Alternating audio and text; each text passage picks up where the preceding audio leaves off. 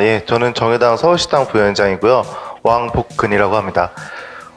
저는 이제 10년, 11년 차 되는 정당 활동을 해왔고, 지역 활동을 주로 했는데요. 그 과정에서 더 이상 여러 당을 찾아가서 얘기를 했는데도, 더 이상 들어주지 않아서 끝내 이제 찾아온 사람들에게 의원이 되지 못해서 혹은 의원이 없어서 그들의, 어떤 부탁들 혹은 요청들을 들어주지 못했고 그것 때문에 한 200가구 정도의 삶이 뒤바뀌는 걸 본 이후에 정치인이 돼야겠다. 그리고서 지역에서부터 사람들의 삶을 바꿀 수 있는 정치를 해야겠다고 생각하는 왕복근입니다. 네, 감사합니다.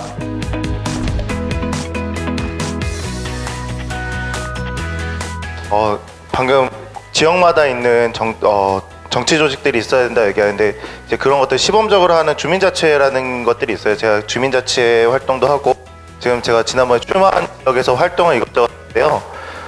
여기서 느껴진 있는 것 같습니다.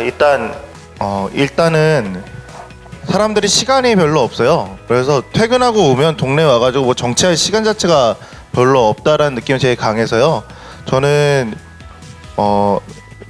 아예 제도로 그냥 생각을 해왔는데 추가 근무 시간 없는 주 35시간제 도입으로 얘기를 드리고 싶습니다. 그래야지 정치 활동, 그 다음에 뭐 일가정 병립 뭐 등등등이 다 가능할 거라는 게 제 기본적인 생각입니다. 네, 감사합니다.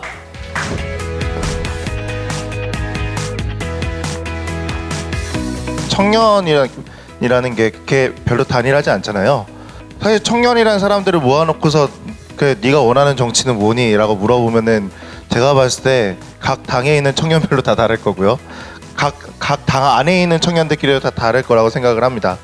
그리고 뭐 저는 뭐 노동이라든지 이런 것들을 얘기하지만 당 안에서 생태라든지 뭐 아니면 여성, 성소수자를 얘기하는 수많은 또 청년들이 있죠. 저는 이 사람들이 각자 자기가 하는 정치들을 얘기하는 게 맞다고 생각을 하고요. 그런 의미에서 청년 정치라는 거는 굉장히 이 많은 것들을 희석시키는, 그리고 청년들에게 그냥 새로움만을 요구하는 방식을, 새로움에 대한 어떤 요구들을 너네가 이게 다 감당해라 라고 하는 방식으로 청년 정치에 쓰여진다고 생각을 해요.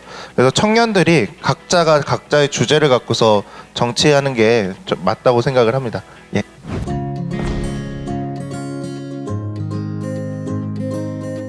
우리나라의 지방자치제가 실시된 지 이제 겨우 한 20년 남짓 된 것 같습니다. 지역에서부터 정치를 해나간다는 것의 중요성이 어떤 건지를 고민을 해봤을 때 제가 했을 때도 그렇고요. 실제로 주변에 있는 사람들의 얘기, 그리고 되게 작은 단위에서 이루어지는 복지 시스템들이 많습니다.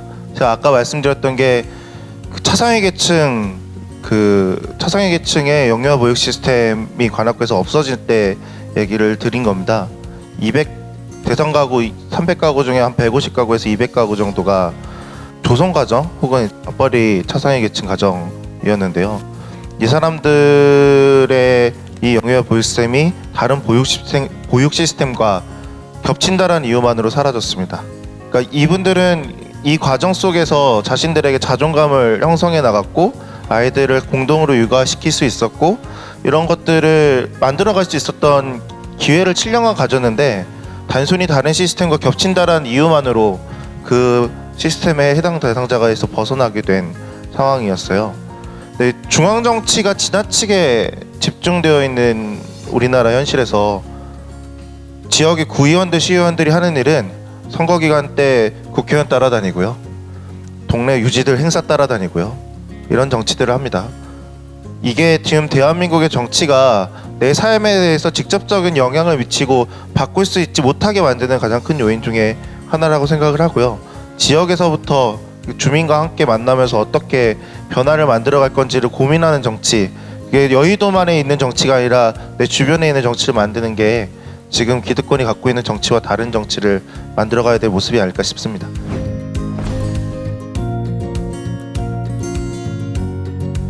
저는 제가 노동 이렇게 떨렁 두 글자만 있는 거를 저만 선택할지 몰랐는데요.